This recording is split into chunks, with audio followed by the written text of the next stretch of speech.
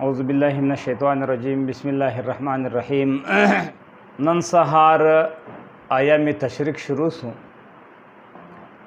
دا ایام تشریق دا مطلب دی چې دا چې کوم تکبیرات تشریق دی الله اکبرونه دی د نن سهار څخه شروع سو په هر سړی چې بالغي مسلمانی عاقلی بالغي بیا که ښځه دی که نر دی که مسافر دی که مقیم دی که لمونځ په جمع کوي که بغیر جمع کوي په هر سړي باندې دا الله اکبرونه ویل واجب دي. 15 ورځې ایام تشریق په دې ورځو کې د هر فرض لمانځه بعد یو وار دغه الله اکبر الله اکبر لا اله الا الله والله اکبر الله اکبر ولله الحمد یو وار ویل واجب دی. نران به په زوره وایي ښځې به او دویم سبا د لوی اختر ورځ ده. لوی اختر دا د مسلمانانو د خوشحالۍ ورځې دي.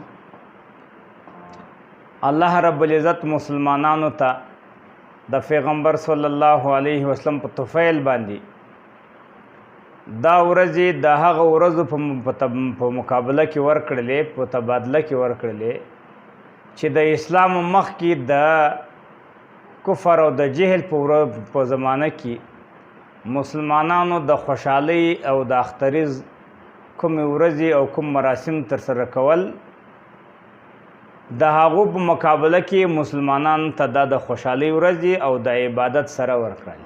نو چې کله پیغمبر صلی الله علیه وسلم مدینه منورې ته راغی هلته خلکو 2 ورځې د هغه وخت او د هغه زمانې مطابق 2 ورځې هغو د خوشحالۍ مراسم مناول.